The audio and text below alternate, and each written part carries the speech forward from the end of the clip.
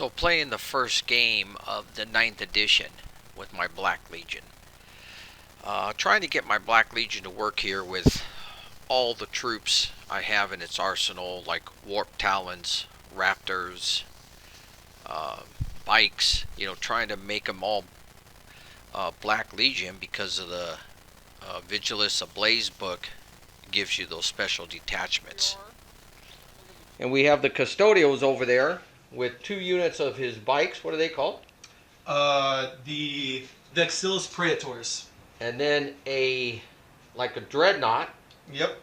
And then his tank. Yep. And then I got Trajan right here. He's got Trajan. Yep. And I got a Vexilla in here. The infantry. Got a squad of 3 noble Custodes. And he sat in there. And then this guy right here on the bike is my warlord. Okay, and then shield captain. He does have 1 squad in deep strike. Polaris Terminators. And I went first. So I was glad I tried out the Black Legion. The bikes are very tough. Out of his 6 plus the warlord 7 he had, I think I killed 4 of them. I don't know if I even killed one of the guard. I did eliminate the tank. I didn't even try to go after the dreadnought because I was in hand-to-hand combat most of the time. So I had to revamp the Black Legion. I revamped it. I got rid of the Warp Talons, the Raptors, the Chosen. In 8th edition, I knew they weren't that good. And really, proven against a strong opponent, they're not that good. So I pulled them and I replaced them with a Vigilus Ablaze detachment known as Devastation Battery, and that's basically a spearhead. It's a heavy detachment. I put 2 squads of Havocs in it. 1 squad has 4 lance cannons. The other squad has the Reaper autocannon, the new one with heavy 8. Very nice. And of course I always use the Obliterators. The Obliterators dropping in with a Chaos Lord and Terminator armor. That's the mainstay of my army. I can drop them in every game. It doesn't matter who I'm playing against. And the Obliterators will eliminate their strongest piece or close to it. Especially using the stratagem Endless Cacophony. So I always use that. So I revamped the army. The game I had here with the Custodes, it went 3 turns. And I knew I lost. I didn't have much left. And with the new rules that you are counting your objectives points at the end of the command phase or the end of your movement phase. So everything you're doing in your turn, you're not collecting the points at the end of your turn anymore.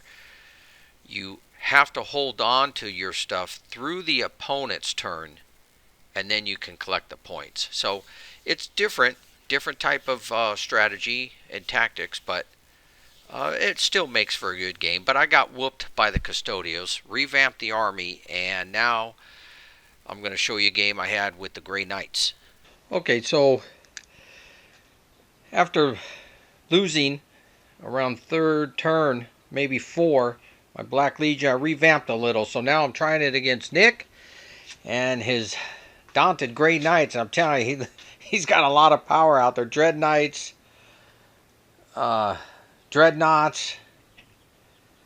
We'll see. And this board's pretty wide open. There's no cover unless you're hiding right behind something. And we're playing Eternal War Strike Force.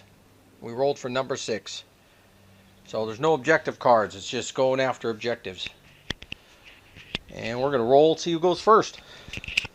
Alright, so turn 1 of the Grey Knights is done. And in this scenario, we don't count objectives until the command phase, at the end of the command phase on your next turn. So nobody's collected anything yet.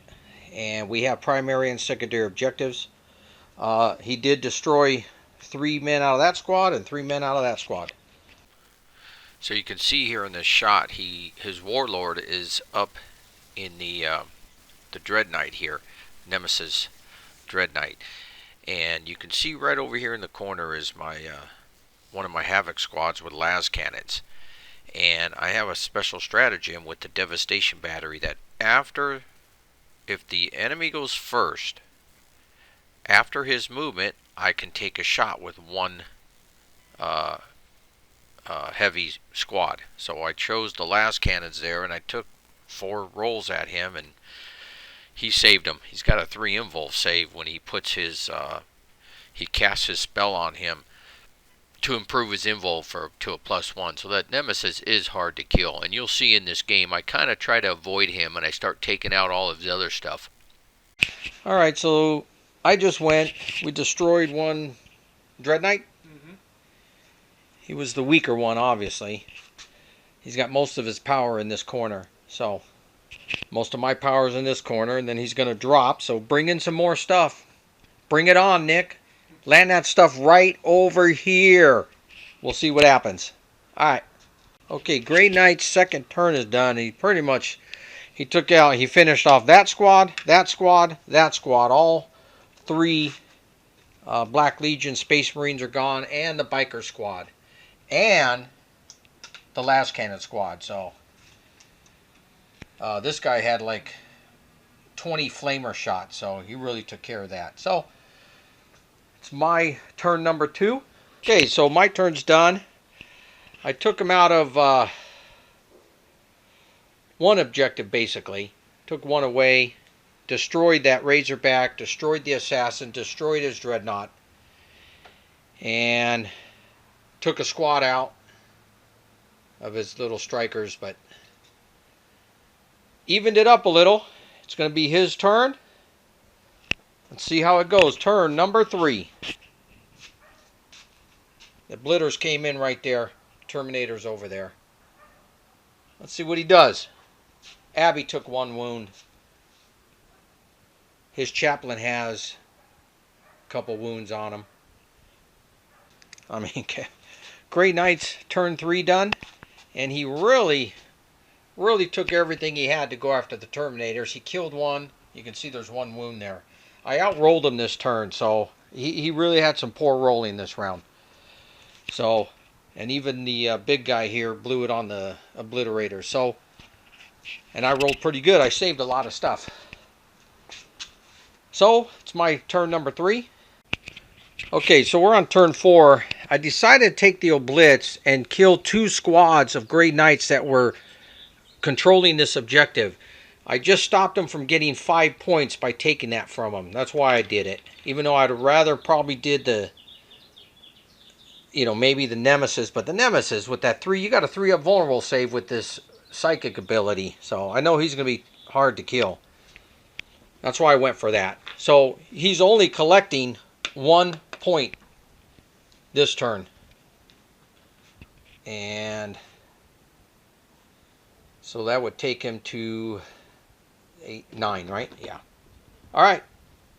His turn number 4. Okay, so Nick just finished his 4 turn, and we're fighting for objective points now because the game's close. So he took his Nemesis, he jumped him way over there, and he took out my Sorcerer, which was easy, and he took that objective.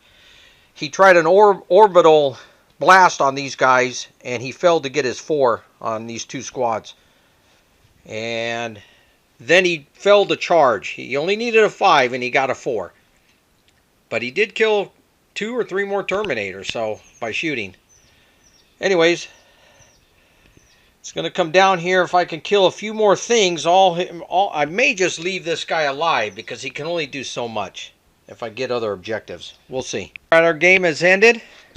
We went 5 turns, and I was leading in victory points, but I ended up killing his last piece anyways. Any thoughts, Nick?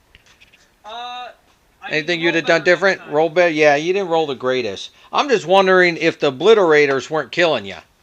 Like, maybe you should have take care of the Obliterators. Right. I mean, but you were forced to start going after objectives because I was going to have more points too, so that kind of killed you.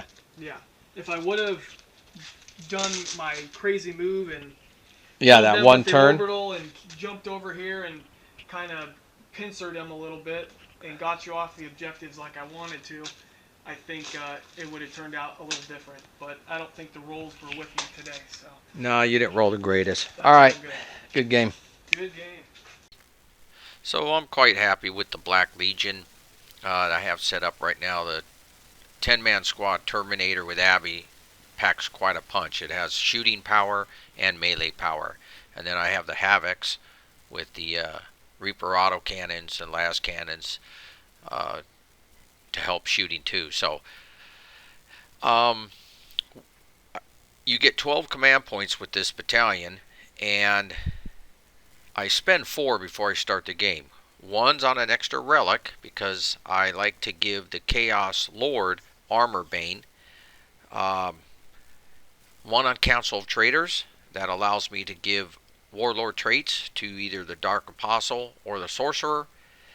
And then I have one for the Devastation Battery, which allows them to be a special battery, and I can use that Warlord trait too with Field Commander. So I spend those 4 command points, and one of the Warlord traits I pick is Trusted War Leader. Every time I spend a command point, I roll a 5 or better, I get the command point back. And I got it back twice in this game. So it works out pretty good. Plus, in the new 9th edition rules, you get a command point every turn, 1 back. So you can use your command points pretty lucrative here, and still get them back. So every turn I'd be using some. Anyways, I'm going to go back at it with the Custodes, see how I fare. It should be a better game.